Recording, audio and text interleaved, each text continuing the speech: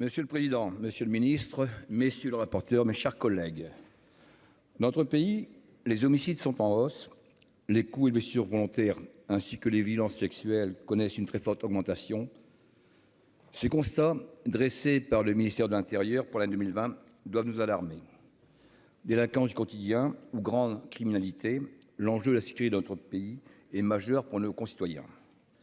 Le président Macron avait promis lors de sa réélection de renforcer la présence des forces de l'ordre sur le terrain. Le projet de loi qui trace le chemin pour y parvenir d'ici à 2027 y met les moyens. Budget en augmentation de 20%, de plus de 20%. Bien que cette trajectoire soit jugée peu crédible par le Conseil d'État, il est indispensable de juguler la progression de l'insécurité. Elle brise la vie de certains de nos concitoyens et empoisonne les autres.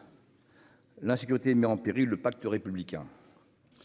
Elle nuit également au développement de notre économie et au rayonnement de notre pays. La France s'apprête, en outre, à accueillir de grands événements. C'est une raison supplémentaire pour que les forces de l'ordre disposent de moyens d'assurer l'ordre public.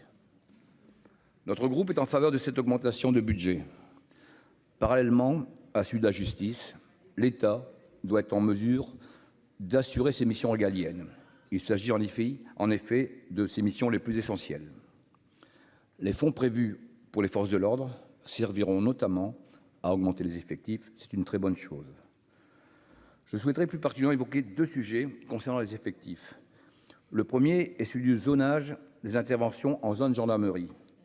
Il me semble très important que les forces de l'ordre connaissent le terrain et les habitants pour agir au mieux, au plus près de leur caserne. Le second concerne la police judiciaire. Une réforme est sans doute nécessaire, mais il semble indispensable que ces agents conservent leur capacité d'enquête très spécifique et nous y serons attentifs.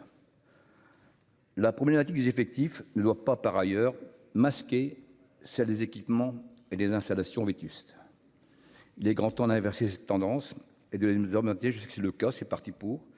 Le rapport annexé au projet de loi prend en compte cette problématique. Nous serons également attentifs à la mise en œuvre des mesures annoncées. Au-delà des aspects pragmatiques du rapport et des deux premiers articles, le projet de loi contient plusieurs dispositions de procédure pénale. Il était notamment question de généraliser la procédure d'amende forfaitaire à toutes les infractions punies d'un emprisonnement d'au moins d'1 an maximum. Le Conseil d'État a indiqué dans son avis qu'une telle disposition ferait entrer dans ce périmètre plus de 3 400 infractions. La solution retenue par la commission nous paraît plus sage. Une dizaine d'infractions supplémentaires pourront désormais faire l'objet de cette procédure. Notre groupe est satisfait de ce ciblage beaucoup plus précis. Nous sommes inquiets de constater que les taux de recouvrement de ces amendes forfaitaires est bas.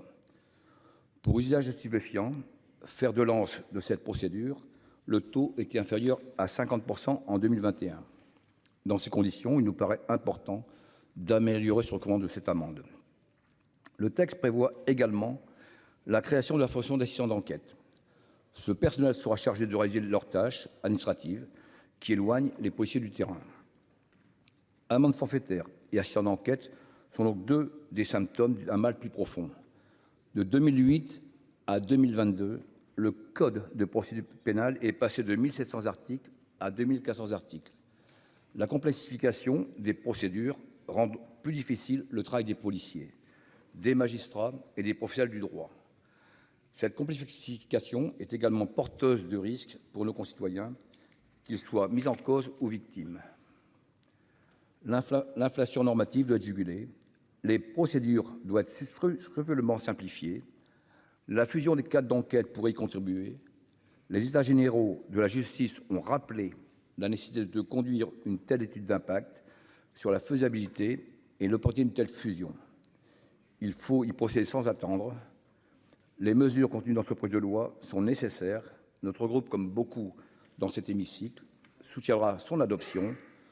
Nos concitoyens demandent une action forte de l'État pour lutter contre l'insécurité. Ce texte y contribue, mais il faudra continuer à agir.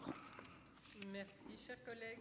La parole est à monsieur Guy Benarroche pour le groupe écologiste.